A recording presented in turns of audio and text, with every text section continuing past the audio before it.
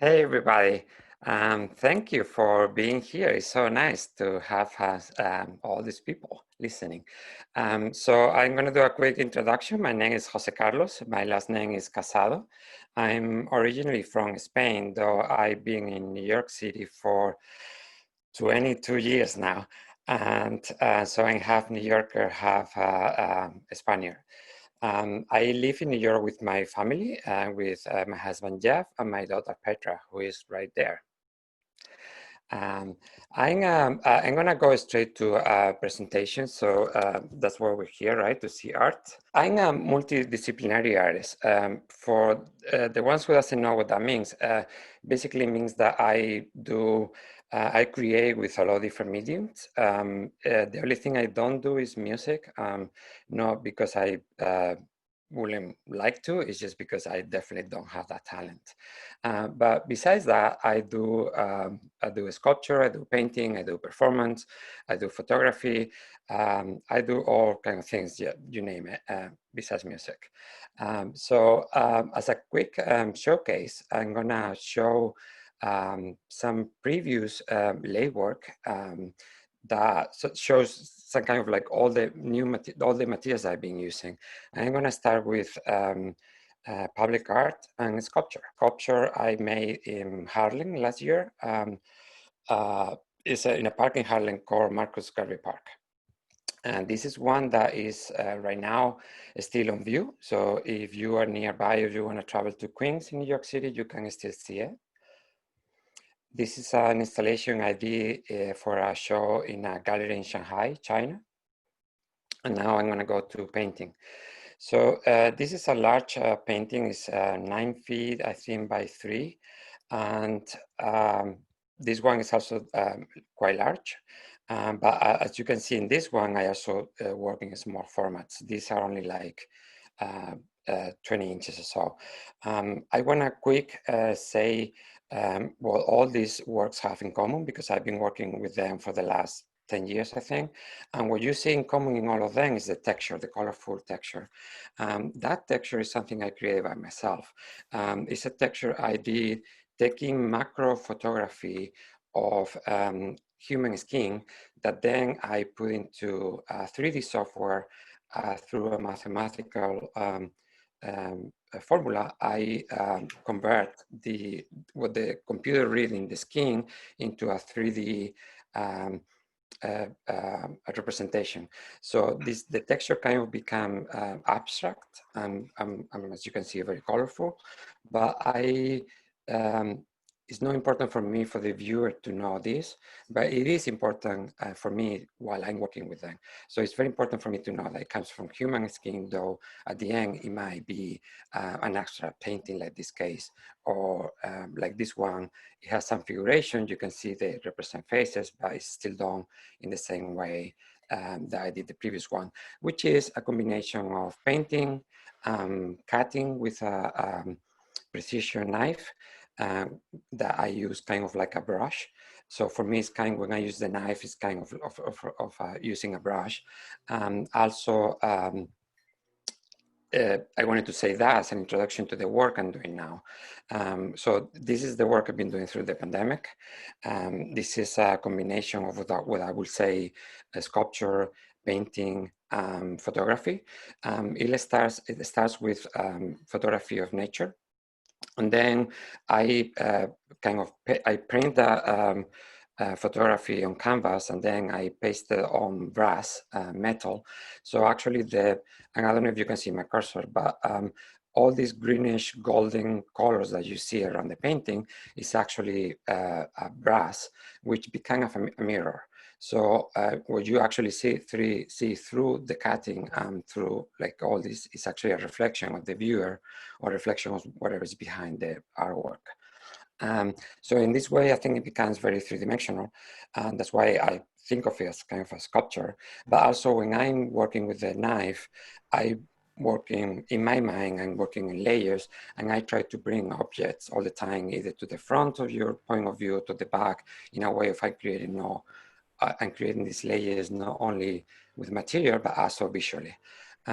So The next one is, as you can see, is also based on nature, but now I'm using figuration. I'm using this shape that some of you might recognize, but it's something called the Sierpinski triangle.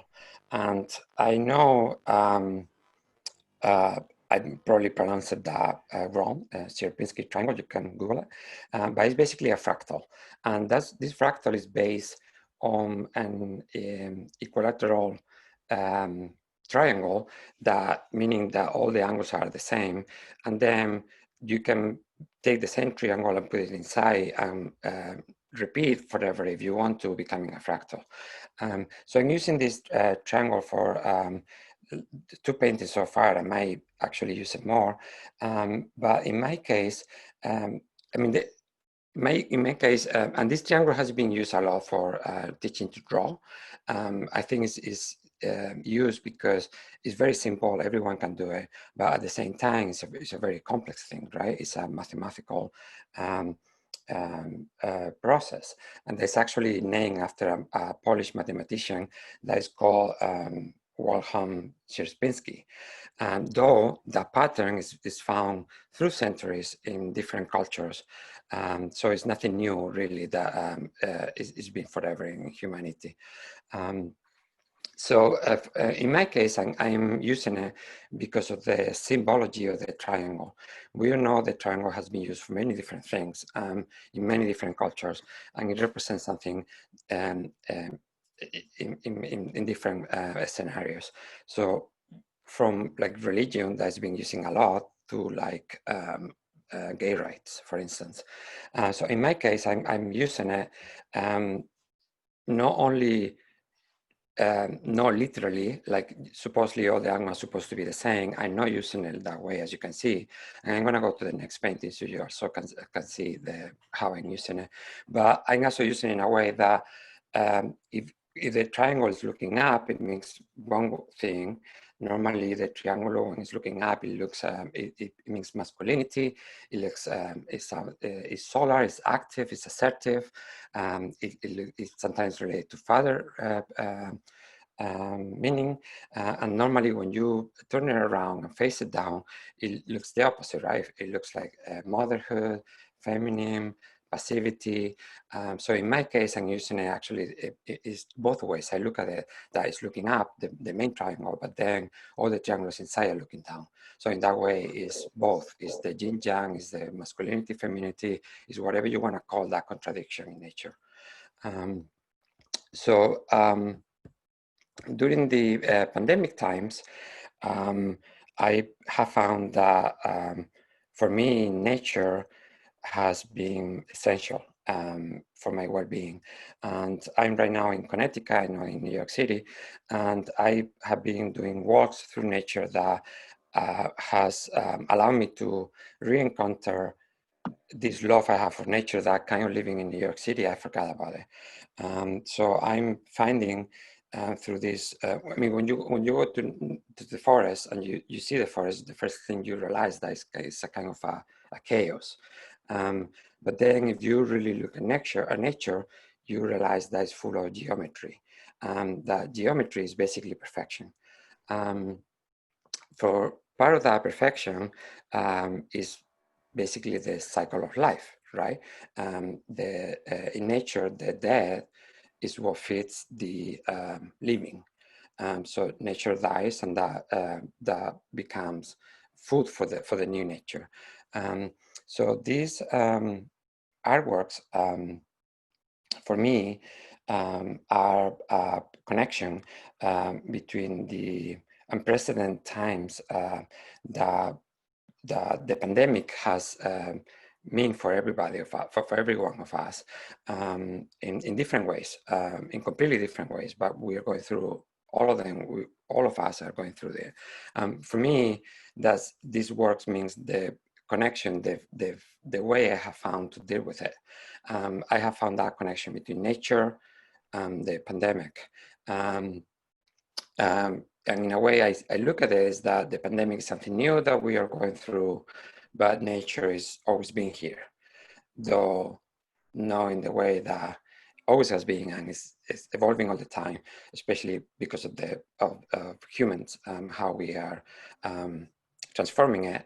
And that's actually why in this, for instance, in this painting, I first paint the tree, kind of like putting my hand in nature, and then I take the picture, and then I work on that picture after it. So as you can see, there's many layers, not only of physicality and material, but it's also many layers of content.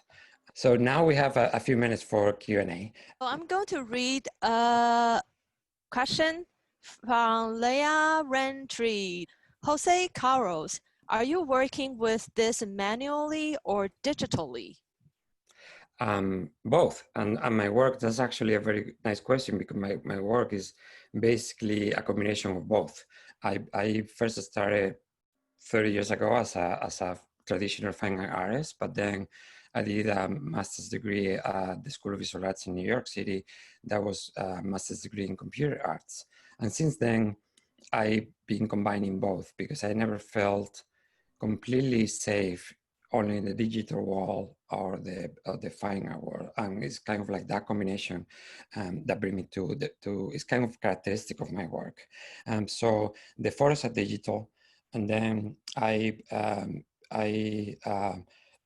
when I'm painting on the tree is painting, and then when I put it on the surface and then I start cutting, it kind of like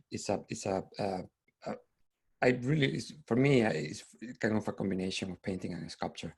So it is a combination of both. Digital is always is in my work. It's a combination of digital and traditional techniques. I have a question.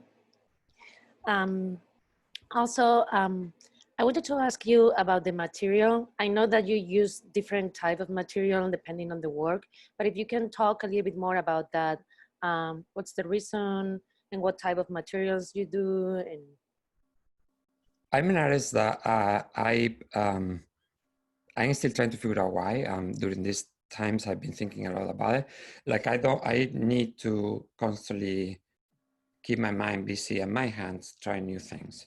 It doesn't mean that conceptually my work, I think, is always based on the same things, but visually, aesthetically, it changed. It changed very often. I find that it's sometimes difficult for the art market to figure out how to read me, because the art market loves to categorize artists in one way. So it's difficult to kind of like being out of that box. But that's just the way I am. So I'm constantly looking for not only new ways of creating digitally, but also using different materials. It always has a connection of why I'm using it. For instance, in this way, I wanted to use the kind of like a mirror material, because I really wanted to put the viewer kind of inside of the painting. And as you can see, I call them painting, though they're not officially paintings. But the same way, I wanted to bring I wanted to transform the photography in a way that wasn't Photoshop, because I could be doing the same thing in Photoshop. The cutting I'm doing is actually reading from my skills in Photoshop, but I don't want to do Photoshop, because then I know it will look different. So I'm actually doing the same thing I will do with the computer. I'm doing it with my hand.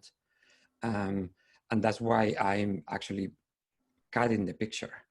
So definitely, yeah, the materials always has a meaning.